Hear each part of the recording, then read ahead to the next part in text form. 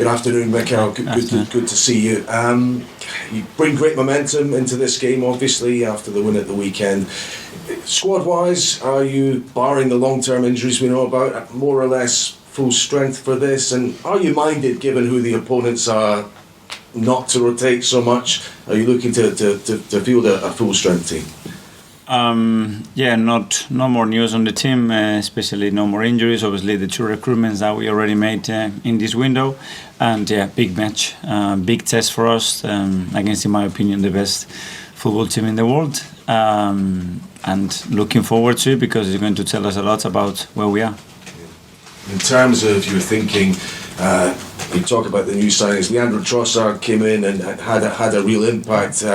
Is he coming into your thoughts in a strong way for this match? And what would you say? You talked about his flexibility, but how quickly he formed relationships on the pitch against United. That's what I like about him, that I see a player that is willing to make things happen, and he's really composed, especially in the final thirds, and it's something that we needed to add to the team, and straight away he had a beautiful impact in the team to help us to win it.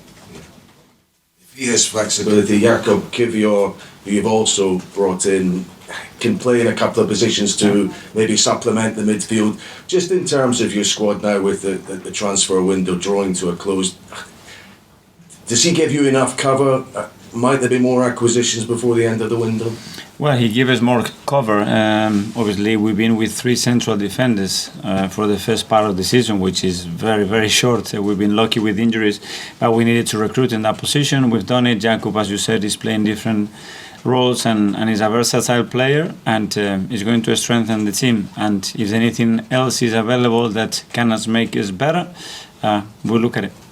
We've had to wait, obviously, for yourselves and City to meet this season. Obviously, you and Pep go back a long way, have a long association.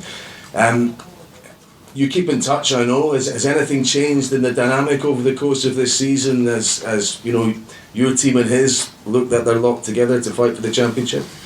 Well, I always hoped that was going to be the case one day, and it's happening this season. Obviously, that's not going to change any friendship, the moments that we have, how important he is in my life, how important he is in my profession.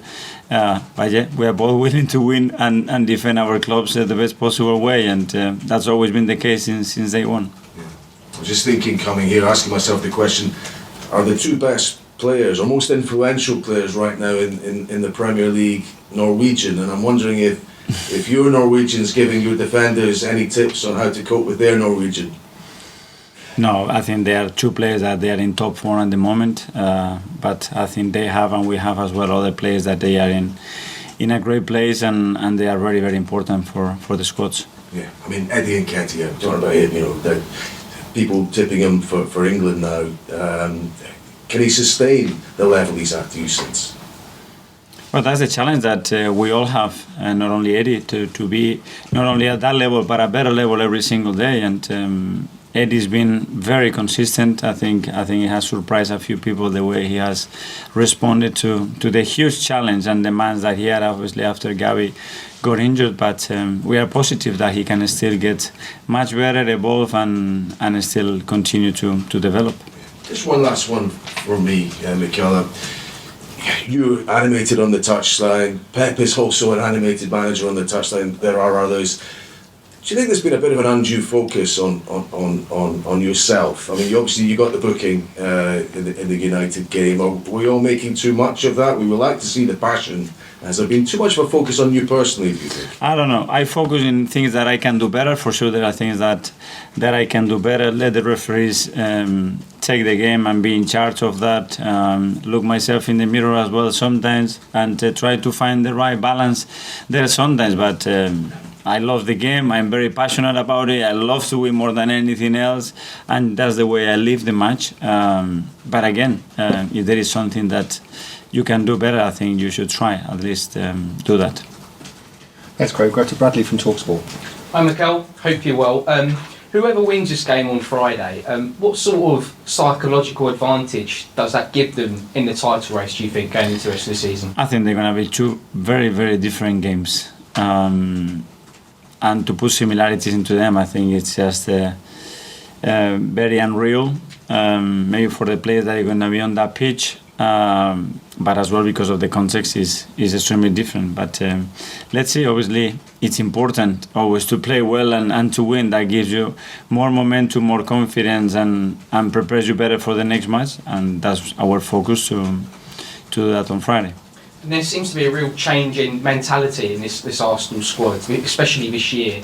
And I think perhaps that game at the weekend in previous seasons, an Arsenal side might not have won that game. So what have you done behind the scenes to change the mentality and make this squad really united and have that real winning mentality and strong desire to win every game this season? I think the key word probably would be belief. Not only our belief, but the staff belief, players belief, the atmosphere that we created with our people at the stadium.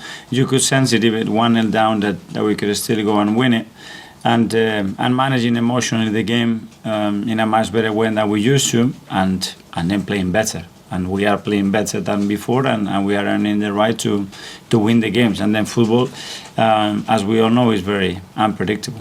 You mentioned the atmosphere in the stadium there. We heard the roar at full time, like the weekend when that full time whistle blew. Does it feel like this is the most united the whole club has ever been during your time here as a player and manager, in terms of staff, the fans, the players, the whole sort of people here at Arsenal? I wouldn't like to compare how it was before in the past, but I say I'm extremely proud and privileged to be in this moment at the football club, and I think we all feeling that energy and that empowerment between everybody that is contributing to get the club where it belongs. And what sort of impact has Alexander Zinchenko made on the squad? I mean, another great performance from him at the weekend. Well, we know that he's a player that gives us everything that we want in that position, that he gives us the versatility and he gets a lot of attention as well and free us other spaces. That for us is really important. But I will especially highlight his mentality, and what he brought is a real desire to win, to make something special with this team, and the experiences that he had in the past. I think they are very helpful to do that. Thanks. Best luck Friday. Thank you. To Alex from the BBC. Hi Mikel, you Hi. said this game against Man City will be different to the one you play in the Premier League, but is it fair to say these 3 games against Man City could define your season? Well, I don't know. Well, it would define them, obviously, because if we are able to win on Friday, we'll go to the next round, and they won't. And if they beat us, that will be the opposite way around. So, obviously, it's a competition that it's really important for us, that is very attached to our club and our history, and I will define a moment, that's for sure. You said that you always dreamt of competing with City, one of the best teams in the world. Are you further ahead than you thought you would be in competing with them earlier than you planned? I don't know, but obviously this league brings you incredible challenges. You have the best coaches in the world, the best coach in the world, and to be at that level, you have to reinvent yourself. You have to find other ways of doing things to try to compete with them, and that's where opportunities come as well. And we are in that pathway, understanding that we haven't done anything yet, and there is still a lot of things to improve. And we'll go to Kaya from Football London. Mikel, will Mohamed Elneny be available for the game on Friday? I don't think he will be. Obviously, he had some issue in his knee that we are assessing at the moment, and I will have to see how he evolves in the next couple of days. Is there a concern, because there have been some whispers that he could be out for the rest of the season? Is there any truth in that? Well, there are concerns, especially Mo, that is a player that he never complains about anything, but let's see. Now you brought in Jakub Kiwior as well, you've got potential cover in midfield. Do you feel like you've got enough in midfield, or do you think you'll need to bring someone else in? Well, we need some more cover in midfield, ideally, if we can, but obviously in this market is pretty complicated to do that. But as I always say, the most important thing is that we get the performances and the time on the pitch that we need with the players that we have available today that are already really good. Mark from PA. Hi Mikel, you mentioned your relationship with Pep. Does it make it even more special for you on a personal level that you're putting your wits at the top of the table against someone you've worked with and you're so close with? I would prefer to do it with someone else, to be fair, because I want the best for him, generally the best for him, and obviously when you are challenging with somebody like this, something comes in between of that. So it's a strange feeling, is what it is, and that's our challenge. When you went to Manchester City in the summer and you got Gabby and you got Zinchenko. How did Pep react to that, to those deals going through? And those That was done, I think, in a really nice way between the clubs, especially obviously between us as well personally, because you have to do that respectfully, and it was all agreed by everybody, as you have read and hear many times. So it was a three-parties decision. If not, they wouldn't be here, that's for sure. And just finally, the situation at the moment at one of your former clubs, Everton, off the field and on the pitch, does that make you sad for someone who's got such an affiliation with the club? It does, because it's a club that I love so much, that I'm very grateful and very attached to, and I just hope that they can get where they deserve to be, and they can get things moving and fast and get everybody on board again, and hopefully get out of this situation. Okay, last couple in the live section. Firstly, Charles from Goal.com. Hi, Mikel. Gabriel Jesus was speaking at the weekend, and he seemed to suggest that he was going to be back playing in sort of 4 or 5 weeks. Is that the time frame that we're beginning to look at now with him? With him, I don't know. He wants to be next week, but it's totally unrealistic. But he's pushing and driving everybody there to the limits. I cannot give you an answer. Hopefully, it will be weeks and not months. But it was a serious injury, and we need to respect that process as well.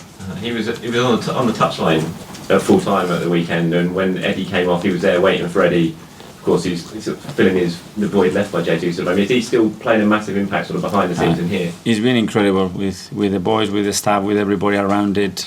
His energy, how positive he is towards the boys, and he's always giving them advice, always next to them. He doesn't want to be in the front line. He's been terrific. Yeah. And we'll go to Gamal from Kuwait TV. Hi, Michael. Hi. This is one of the most important game. Even in prediction, expect Arsenal will win. Even Guardiola himself said Arsenal is more favorite. And my second question, it's 19 games. You have 50 points and 1 game in hand. All the 3 teams did it and win the Premier League. How this will inspire you and your player to continue and win this title? What we are doing is it gives enthusiasm and hope, to dream. But we know the reality is that it's half of the season still to play for, and this in the Premier League, it's a hell of a lot of a story. So it's still a lot of chapters still to be written, and we need to go very closely, looking day by day what we do. What is our expectation? You are the favorite to win next Wednesday. We cannot control that. But what I would say is, obviously, when you look at what happened in the last few seasons, that wouldn't make a lot of sense. But it's okay. We accept that.